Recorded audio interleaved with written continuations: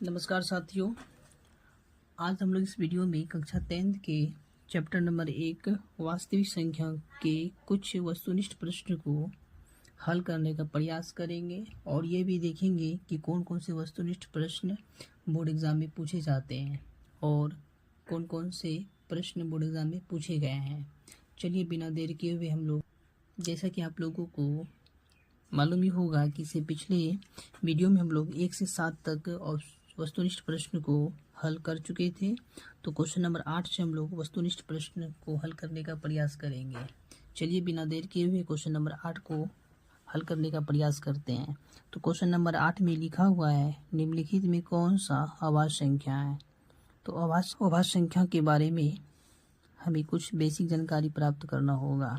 जैसा कि हम लोग ये जानते हैं कि अभाज्य संख्या एक ऐसी संख्या होती है जो 1 से और स्वयं अपने आप से विभाज्य होती है। तो इनके अभाज्य संख्या को मालूम करने के लिए हमें सारे ऑप्शन को देखना होगा और हमें ये देखना होगा कि कौन कौन सी ऑप्शन 1 से और स्वयं अपने आप से विभाज्य होती है। तो जैसा कि ऑप्शन नंबर 1 में लिखा हुआ 91 के बारे में अगर हम मालूम करेंगे तो 91 हमारी 1 से 7 से 13 से और 91 से विभाज्य हो रहा है। अगर ये इन सभी संख्याओं से अगर विभाज्य होंगे तो 91 हमारी अभाज्य संख्या नहीं हो सकता है, क्योंकि अभाज्य संख्याओं को निकालने के लिए हमें सिर्फ 1 से और स्वयं अपने आप से विभाज्य करना होगा। क्योंकि अभाज्य संख्या जो होती है 1 से और स्वयं अपने आप से विभाज्य होती है। तो यहाँ जो हमारा 91 जो विभाज्य हो रहा है, 1 से हो रहा है, 7 से हो रहा है, 13 से हो रहा है और 91 से हो रहा है, इसलिए 91 हमारी संख्या अभाज्य संख्या नहीं है।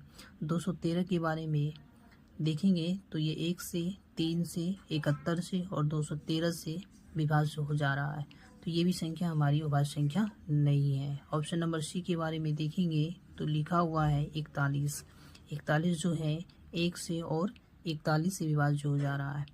तो 1 से और स्वयं अपने आप से ये विभाज्य हो जा रहा है, तो इसलिए हमारा ऑप्शन नंबर जो सी जो होंगे वो अभाज्य संख्या होंगे।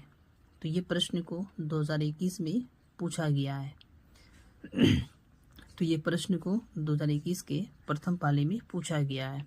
तो क्वेश्चन नंबर 9 में लिखा हुआ है, निम्नलिखित में कौन सा युग्म सभाज्य होती है। जैसा कि आप लोगों को मालूम ही होगा कि सभाज्य संख्या एक ऐसी संख्या होती है जिनके बीच का मौसो 1 होता है। तो हम लोग ये देखने का प्रयास करेंगे कि वो कौन सा ऑप्शन है जिनका मौसो 1 होता है।